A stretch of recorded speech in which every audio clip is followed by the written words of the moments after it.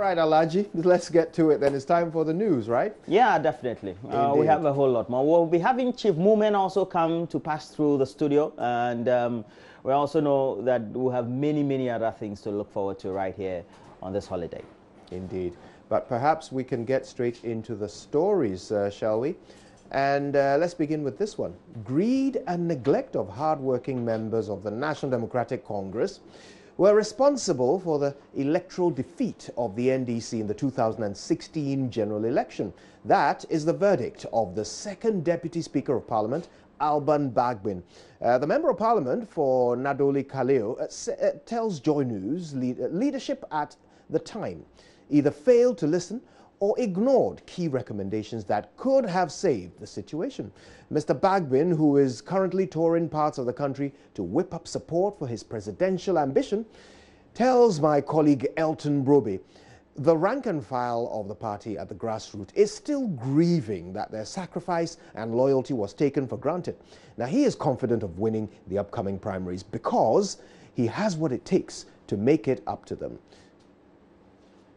Well, you know, we, as a party, established the Professor Kwesi Boche Committee. I happen to be a member of the committee, and the committee toured the whole region. For some good reason, I couldn't tour because I had to be in Parliament. But the report of the committee is revealing. For good reason, we decided that that report was not for the public. Why so? It is for NDC. That is an NDC committee. Okay. And so you get the report, you submit it to the party. The party then decides on how to handle the report. It happened in the MPP too. When they were in opposition, they also established a committee. They did the report. It wasn't published. It's a global thing. It's not only in Africa. Any party losing hold of government and going to opposition, that's a scientific dipstick to see where they went wrong. We did the same thing. That is part of the reasons why we lost the election. The neglect of the party, the rank and file, and the greed of a few people.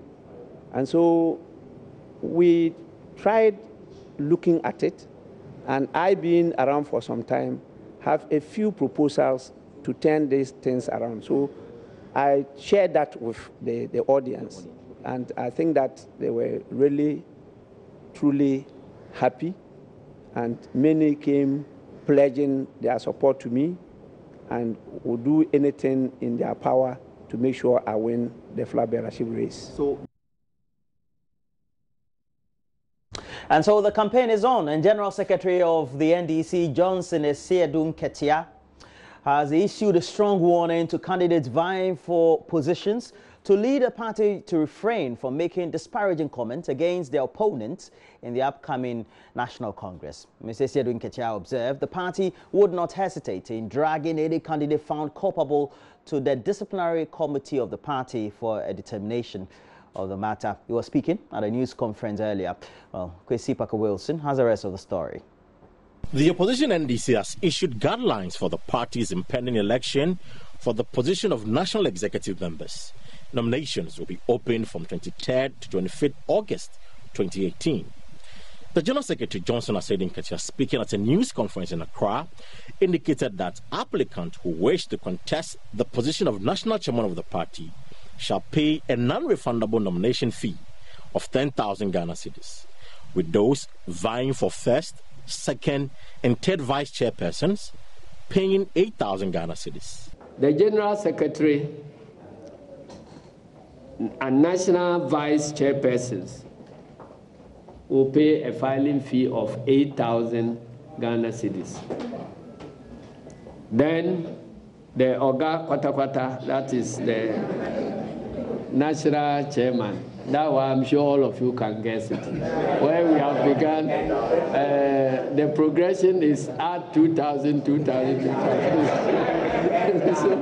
So that will be 10,000 Ghana cedis. Mr. Esiedun Ketia outlines details of requirements and criteria for selecting national executives. If you have been found culpable by the disciplinary committee of the party and you haven't finished serving your sentence, then you are not qualified to contest.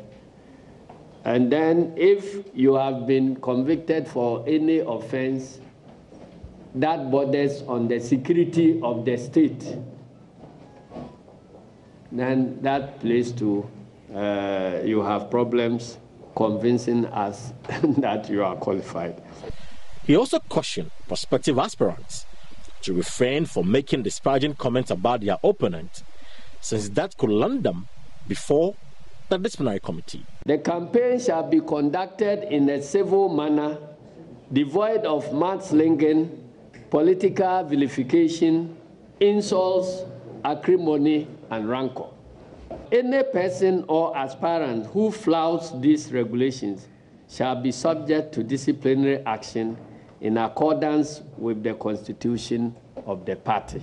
There are punishments ranging from caution, verbal caution, written caution, suspension for a period, prevention from holding of office,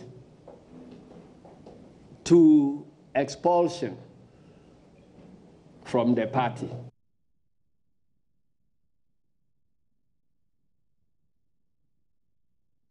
Let's do some other stories now. And NGOs, government agencies and private persons are stepping in to provide potable water for residents of Mafi Akukopo, where everyone drinks from a muddy source. Now, this follows a JoyNews story which shined a light on the plight of the people. The residents have also written to the Assembly officially requesting pipe-borne water and the supply of other safe sources. Now, the Assembly is also, meanwhile, sending sachet water to the residents. Joseph Opoku Gakpo has been leading this campaign to get water to these residents. Residents here, old and young, men and women, on daily basis, walk for some 15 minutes to get to the nearest water source. This is how the water looks like. Unclean, brownish, muddy, as thick as porridge. Sticks and tree branches lie in them with bubbles brewing all over it.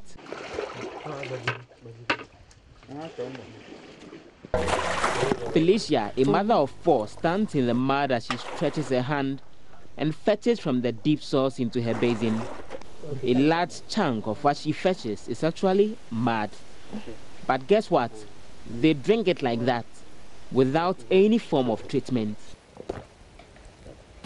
It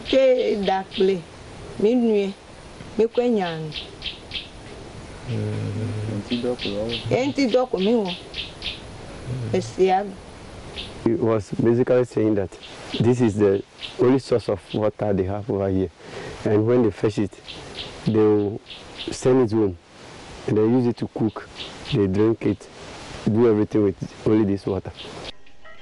Back home, Felicia and her children pour the mud into their huge storage bin. They are grateful they at least have some water to use for their house chores. They will not even allow for the mud to settle before they go fetch it to use for washing of dishes and cooking. Felicia's daughter Sylvia says they don't have a choice. What are you able to do with the water? We use it to cook. We use it to wash our things. We drink it. Aren't you afraid this may cause you any illness? But it is only this water that we have. What do you want done about this? What would you want to change? We want the government to bring us another water. What kind of water would you have that? Pipe-borne water. If water is truly life, as they say, then these residents obviously deserve better than this. For JoyNews, Joseph Opoku Gakpo reporting. Up north, residents of Pandai are reminding the Deputy Roads Minister, Anthony Kabo, to fulfill a promise to complete roads in the community by June 2018. As it stands now, the entire Pandai district has not been tarred, making transportation within the area uncomfortable and also difficult. Jojo Kobna visited Pandai and reports that many commercial vehicles have refused to ply the route.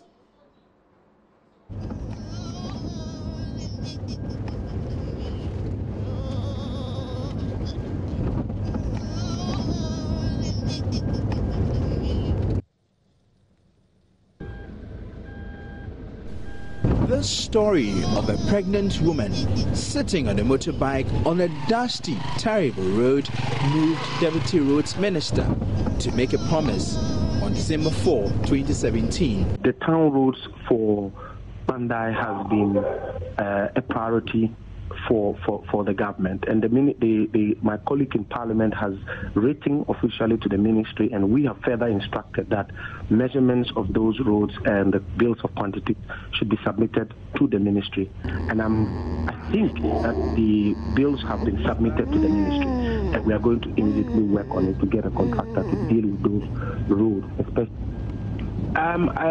Road construction is not a day's event. It involves a lot of work. The bidding process will have to go through, and then a contractor is fixed. But it also depends on the capacity of the contractor, who can work faster to ensure that the difficulties the people are going through. So give and take, I think that by middle of 2018, these roads should have been done. It is past the deadline given by the minister, and Pandai district roads have still not been tarred. Drainage work started close to the district assembly 2 days before we arrived there. It should at least give residents some hope that a road would be constructed. However, residents are disappointed and displeased. It's like he promised and he's not fulfilling. And so, in fact, the road is becoming west, and we don't know what to do. Even from here, when you have to go to Salaga, you find a very difficult problem to get there. And even moving here to Wulese is also one of the major problems we are facing here. But they deceive us that they will construct the road and they are not on it. He's saying the reason is that they are not working on it. That is why he's saying they won't do it. That they've just started within these days. That is today he has sent them, so he's not having hope that they will be able to finish.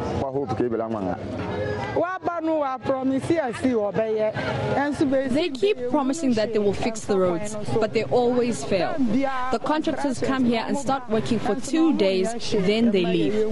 Traveling to Salaga is difficult. Commercial vehicles don't ply this route.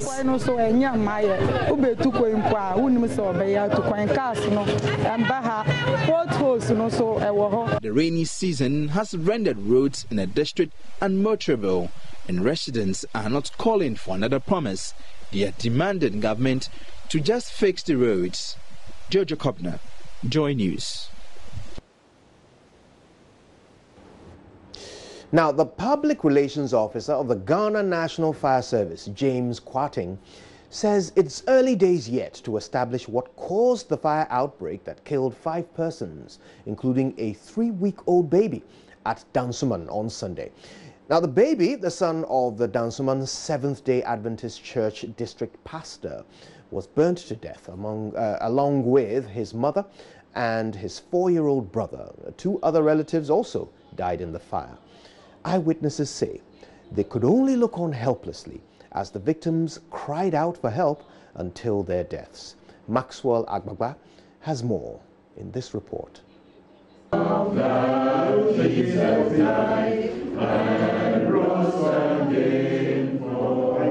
Family members and friends of the bereaved pastor are clustered in a small room the day after the tragedy. In their grief, they find solace in the song, "My Soul Has Found a Resting Place."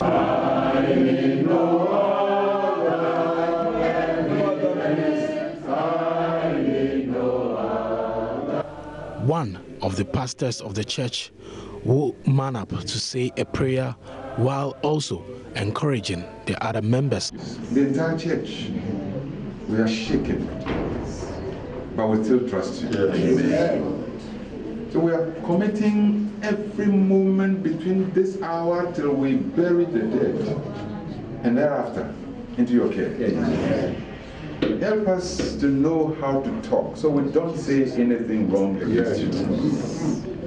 Help us not to talk from our human selves. It's very difficult getting the family members to talk to us. A lot of them are tight-lipped, traumatized. They are not in a position to talk. One of the people we met in there was actually the best man for Pastor Ato Kese. And then that man's wife was also the bridesmaid at the wedding some years ago. We are working out arrangements to deal with the funeral. However, the office, national office of the church will come out with a statement that will provide whatever information you need officially at appropriate time. We ask that you pray for the family. The church is collaborating with both sides of the family of the funeral, that is the lady's family and the pastor's family. We've had personnel from the Ghana National Fire Service visiting to assess the structure this morning. The leadership of the church has also been here. We are told that they are currently locked up in a meeting to discuss the way forward. But one of the mysteries of the Inferno is this structure that was not touched by the fire. I've been talking to one of its occupants. My mom screaming that there's fire, so we should come out. When we got out, all we heard was people screaming. So we started calling the fire service. They were not answering. So I went to the junction to get a taxi to the fire service station at Dansuman here. But when we got here with the fire service, the people were already dead. We heard them screaming around 5:40 something, 5:45 there. That's when we heard them screaming. We heard the woman screaming and then we heard the kids, but you could hear the children louder. They were screaming, they were really crying. Public Relations Officer of the Ghana National Fire Service, James Quarten, speaking on the pulse, says though they still do not know the cause of the inferno, they have some leads. We have not been able to complete our investigations. So we are still we are at the closing stages of the investigation. So we'll be able to give you, after the investigative team bring their report.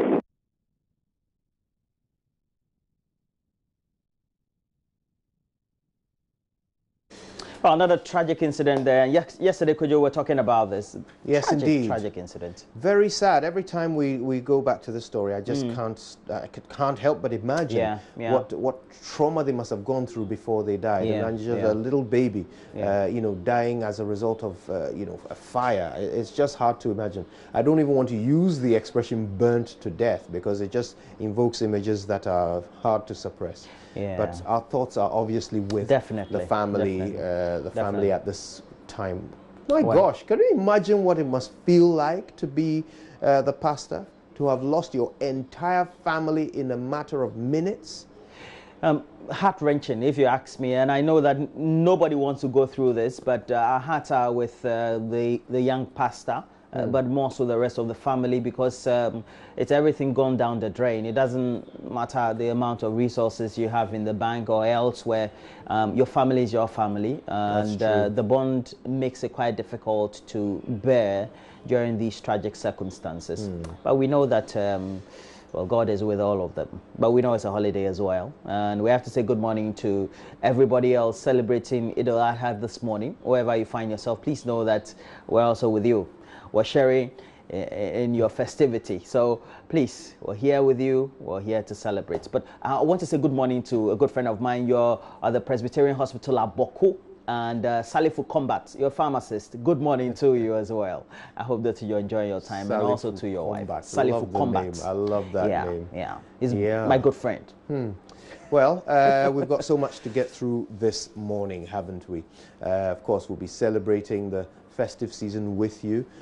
Chief Moomin joins us to tell us things we probably didn't know about this amazing celebration. But that's not all. There's so much more coming your way on the AM show today. Mamabi is on her way, where the Consolidated 3 will be bringing you the newspaper review this morning, and some very interesting stories in there, including the concept of commercializing the fight against corruption.